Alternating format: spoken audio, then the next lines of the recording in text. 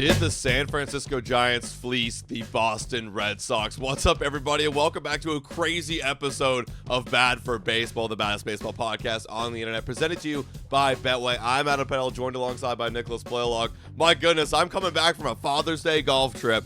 Boom, boom, boom. My phone is going off, and I see Rafael Devers actually getting traded to the San Francisco Giants. We know we've been talking about it a bunch on this channel. You know, the whole drama with Devers. I'm certain we're going to get into that. But nobody thought he was actually going to get traded. We thought it was, oh, we're going to blow this over.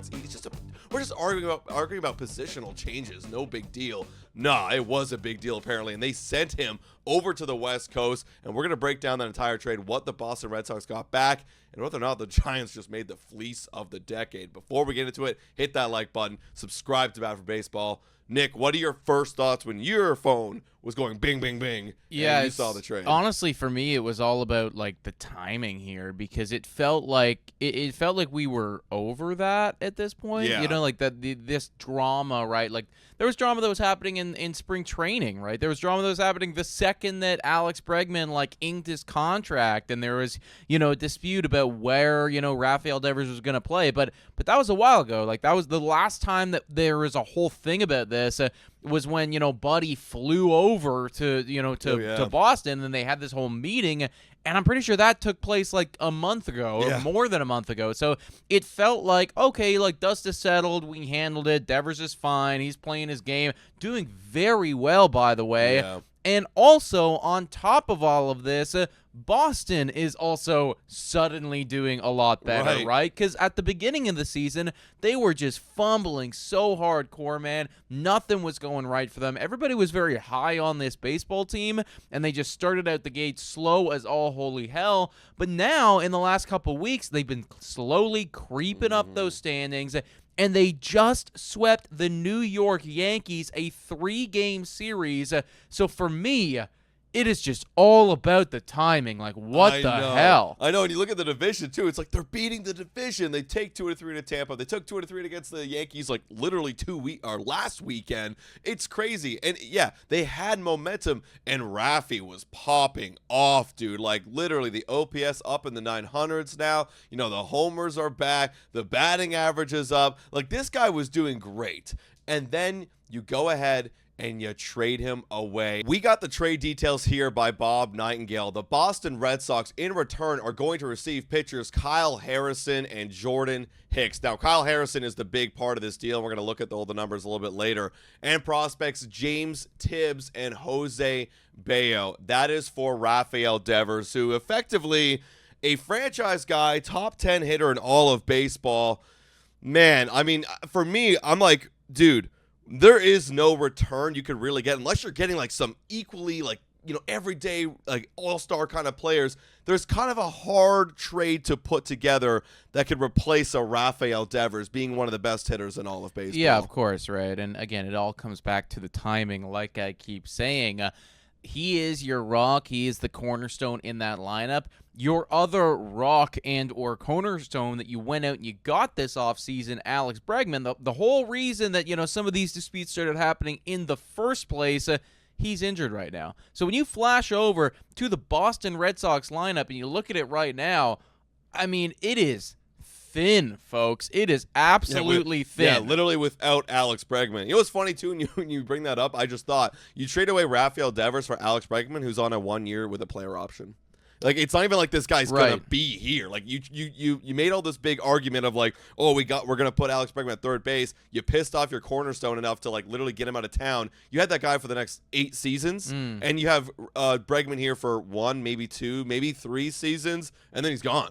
You know what I mean? So I feel like that's a big fumble in its own right that no one's really talking about. 100%, yeah. And again, like that guy isn't even in the lineup right now, and he's not going to be in the lineup again for, you know, at least another month. So when you look over at this team right now, offensively speaking, it is definitely thin. Now, Of course, we got to evaluate what they got in return because, yeah, maybe the pitching's going to be really good right now. Well, Jordan Hicks, one of the big pieces here, not having the best season so far. He's got an ERA well over 6, a -1 WAR, a WHIP of 1.5. Yeah. He is a free agent in 2028, and we have seen success from Jordan Hicks in the past. So it's not all doom and gloom, right? Maybe Boston feels like they can get something out of him.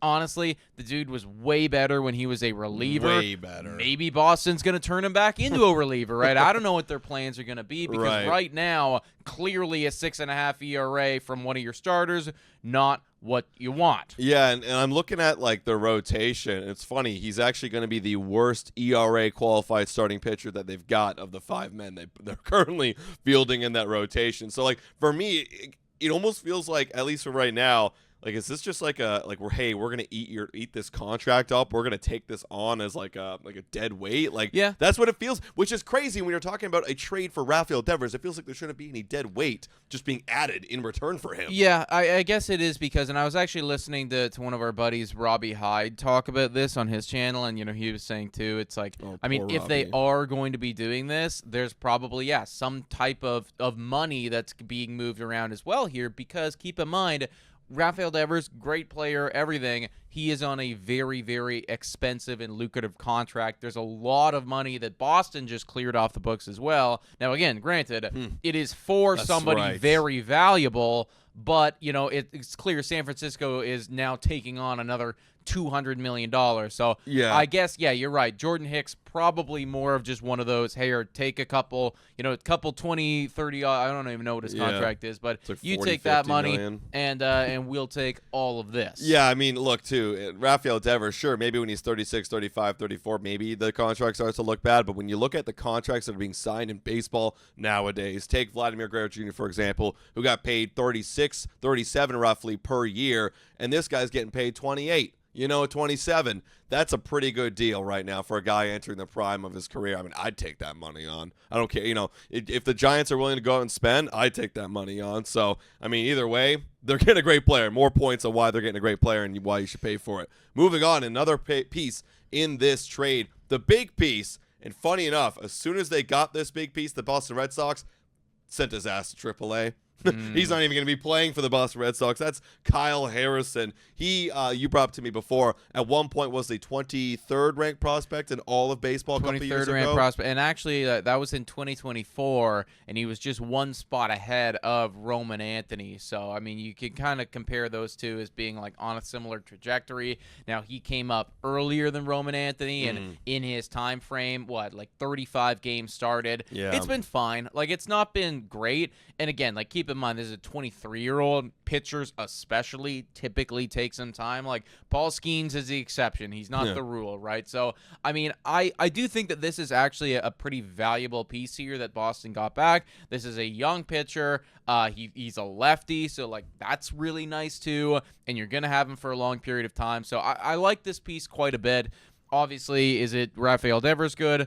Probably not. Yeah, that's the thing, right? But again, like, is this the piece that's going to be like, oh, like, okay, this guy will replace the value of Rafael Devers? Unless he becomes some sort of Paul Skeens type of pitcher, then no, like, not really, just one for one, right? Like, again, Rafael Devers, top 10 player in all of baseball any given year. So they're hoping he becomes that. If he doesn't, then the trade is so far looking pretty gruesome. Moving on, the other kind of add-on pieces, you've got James Tibbs, who is now the 6th ranked prospect in the system of the Boston Red Sox. And again, James Tibbs, just another outfielder. They've got a lot of outfield prospects like Roman Anthony and Mayer and stuff like that.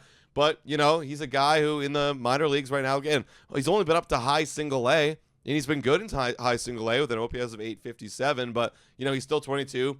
Probably a few years removed. You probably won't see him until he's like 24, 25 years old. But that's another thrown piece. Then you got Jose Bayo, who, again, he's a Dominican-signed player, and he's only been in the league or in the minors for 2-3 years now. We don't know. He's been very good in that time, but we don't know what he's going to become. So that's kind of just an add-on piece there. Overall, Nick, what are your thoughts on the whole trade? Is this a fleece job? Wow.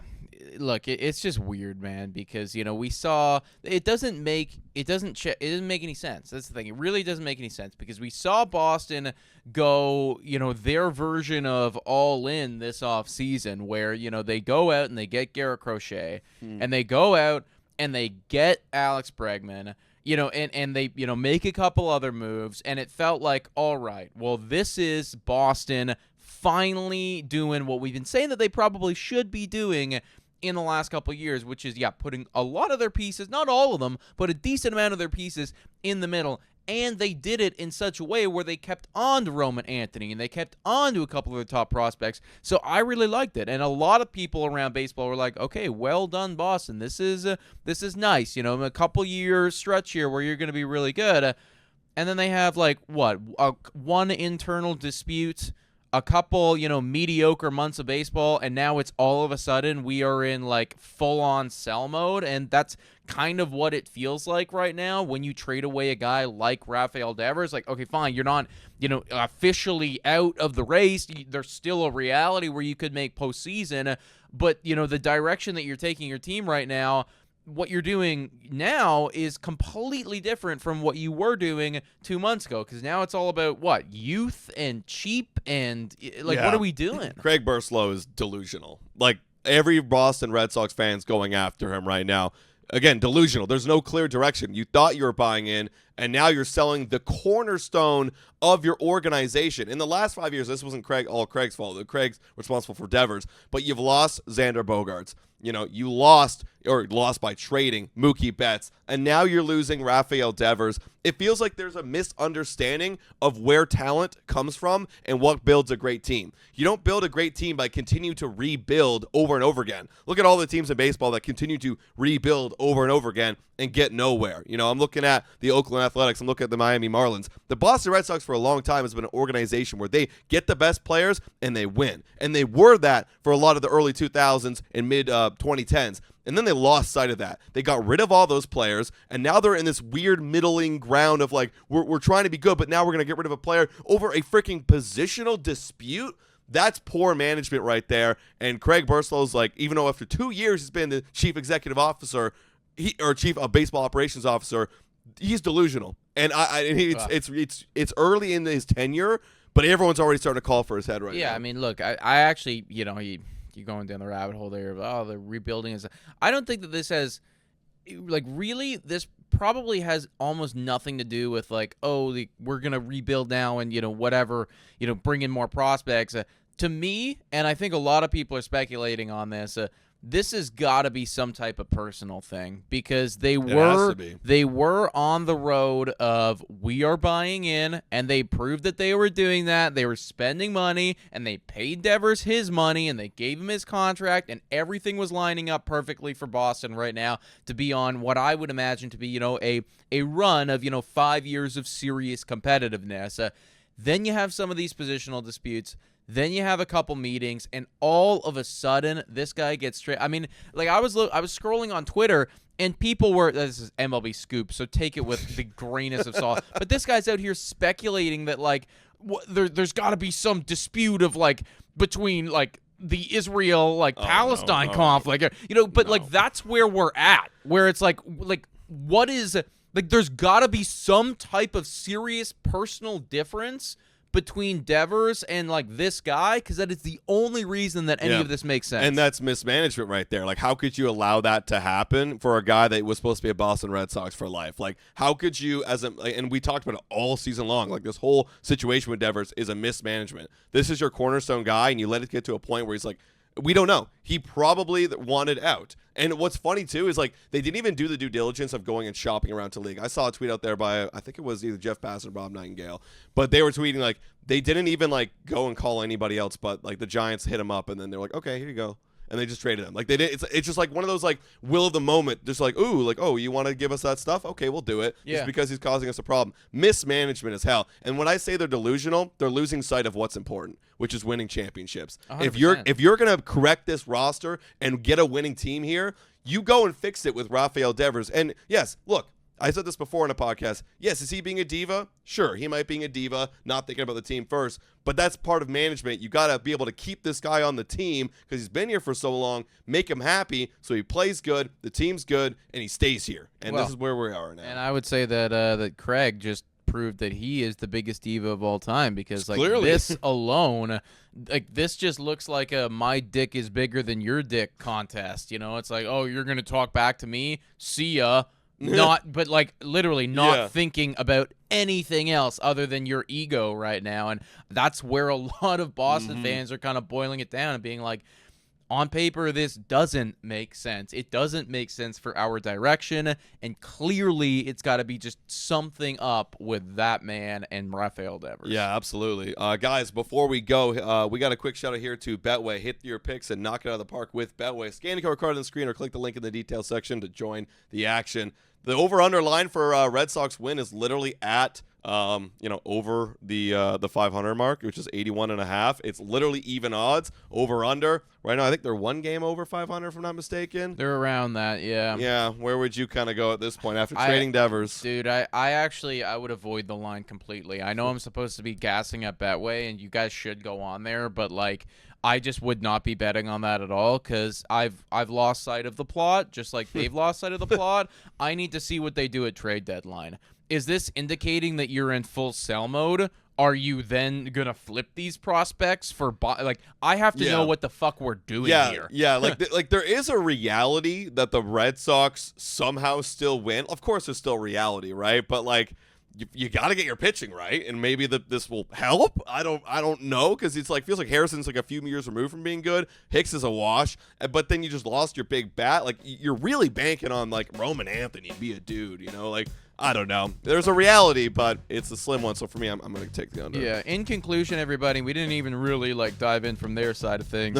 I like a lot of what Buster Posey's doing, and San Francisco Giants. I mean, look, they're seeing an opportunity right now. They're seeing some great play from their bullpen. They're seeing some good play from their rotation, and they said, "Fuck it."